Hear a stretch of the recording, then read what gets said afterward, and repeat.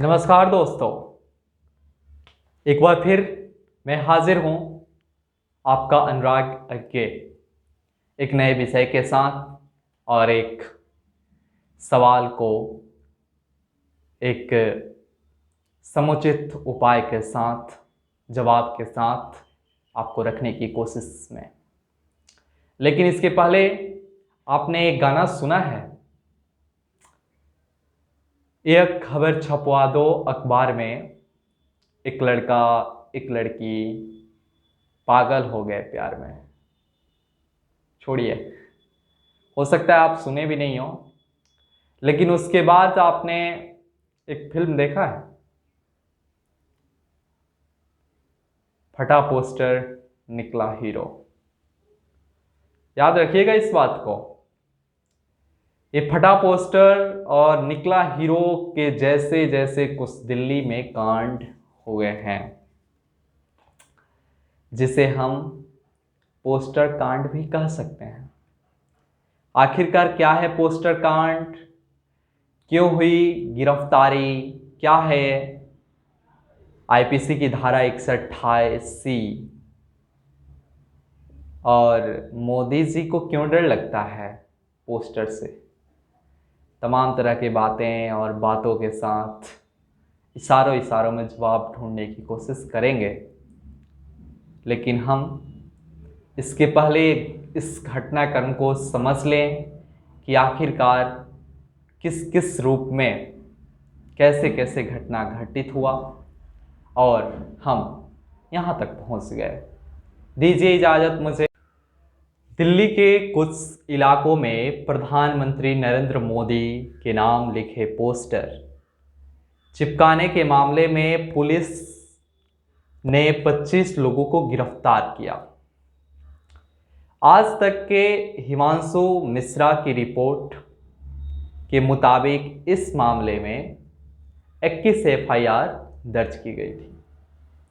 IPC की धारा 188, जिसका मतलब होता है सरकारी अधिकारी की ओर से जारी आदेश या नियम का उल्लंघन, और दूसरी धाराओं के तहत केस दर्ज किया गया।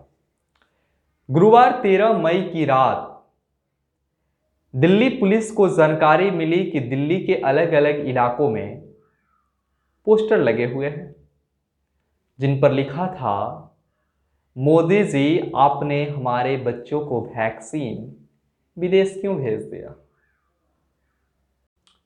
दिल्ली की east, north east, central, north, Rohini और द्वारिका डिस्ट्रिक्ट में पोस्टर लगाए गए थे। इंडियन एक्सप्रेस के खबर के मुताबिक गिरफ्तार किए गए आरोपियों में 19 साल का स्कूल ड्रॉप आउट, 30 साल का रिक्शा चालक, लकड़ी का काम करने वाला 61 साल के बुजुर्ग शामिल है। अखबार के मुताबिक जिन लोगों को पोस्टर लगाने के आरोप में गिरफ्तार किया गया, उनमें से तो दिहाड़ी मजदूर थे या बेरोजगार। उन्हें पोस्टर के कंटेंट और इसकी राजनीति के बारे में कोई जानकारी नहीं थी। इंडियन एक्सप्रेस के खबर के मुताबिक इस दिल्ली के मंडावली से 4 लोगों की गिरफ्तारी किया गया। उसी तरह भजनपुरा, खजूरी, खास और दयालपुर पुलिस थानों में भी केस दर्ज किए गए। पुलिस 19 साल के संजय कुमार को गिरफ्तार किया। इसे भी पोस्टर लगाने के बदले 400 रुपये देने का वादा किया गया था। पुलिस पता लगा रही है कि वो कौन लोग हैं जिन्होंने पोस्टर लगवाने के लिए संपर्क किया। इस मामले की जांच कर रहे पुलिस अधिकारियों का कहना है कि जिन्हें गिरफ्तार किया गया था, उन्हें अमूमन अभी छोड़ दिया गया है। दोस्तों, ये कहानी मैंने ललन टॉप वेबसाइट से पढ़ा था और पढ़ के आपको सुनाया, लेकिन इस कहानी के बाद एक कहानी बच जाता है जिसे मैं अभी सुनाने वाला हूं। जब पोस्टर का और पोस्टर के साथ गिरफ्तारी का काम शुरू हुआ, तो देश के सबसे बड़े विपक्ष के रूप में कांग्रेस और कांग्रेस के भूतपूर्व प्रेसिडेंट, जिसे राहुल गांधी के नाम से जानते हैं, वो अपने ट्विटर पे एक पोस्ट किए, अरेस्ट मी टू, जिसे आप बगल में देख सकते हैं, और उन्होंने लिखा कि आप मुझे भी गिरफ्तार कीजिए। और इसके बाद आम आदमी पार्टी के संजय सिंह जैसे लोग सामने आने लगे और कुछ ऐसे इंटेलेक्चुअल लोग भी भारत में आए और अपने गिरफ्तारी दर्ज कराने। लेकिन इस कहानियाँ के पीछे एक और कहानियाँ बच जा रही है। लेकिन इस कहानियों के पीछे एक और कहानी बच जाती है जिसे हम सियासत की कहानी कहते हैं। सवाल है दोस्तों कि आखिरकार पोस्टर से मोदी जी को डर क्यों लगा। कहीं ऐसा तो नहीं कि मोदी जी की छवि का डर हो, शायद ऐसा ही हो। लेकिन इधर हम जो देख रहे हैं, आम आदमी पार्टी और कांग्रेस ने दोनों ने मिलकर पहली बार किसी मुद्दे पे विरोध करने में सबसे आगे आई है। इसके बाद पुलिस प्रशासन और मोदी सरकार दोनों हैरत में आई और उसके बाद आज सभी आरोपियों को रिहा कर दिया गया। कहानी यही था कि फटा पोस्टर निकला हीरो नहीं, फटा पोस्टर निकला गिरफ्तारी। चिपतो। लेकिन इस कहानियों के पीछे एक और कहानी बच जाती है जिसे हम सियासत की कहानी कहते हैं। सवाल है दोस्तों कि आखिरकार पोस्टर से मोदी जी को डर क्यों लगा। कहीं ऐसा तो नहीं कि मोदी जी की छवि का डर हो, शायद ऐसा ही हो। लेकिन इधर हम जो देख रहे हैं, आम आदमी पार्टी और कांग्रेस ने दोनों ने मिलकर पहली बार किसी मुद्दे पे विरोध करने में सबसे आगे आई है।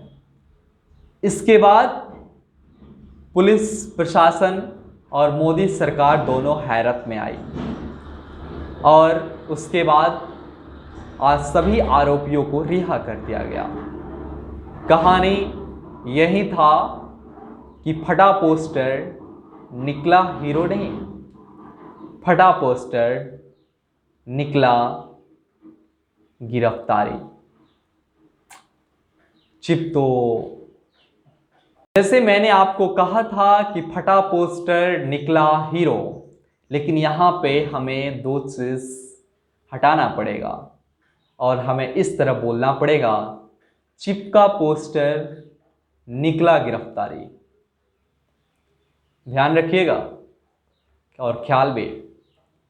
और मैं उम्मीद करता हूँ कि आप सभी अपने घरों में सुरक्षित होंगे और एक दूसरे का मदद कर रहे होंगे। उम्मीद करता हूँ कि आपको ये कहानी का एक सिलसिला अच्छा लगा होगा और दीजिए मुझे इजाज़त। फिर हम एक नए कहानियाँ के साथ आएंगे आपके बीच सुनाने। अच्छा लगे तो लाइक कर दीजिएगा, सब्सक्राइब कर दीजिएगा, हो सके तो अपने दोस्तों को भी भेज दीजिएगा।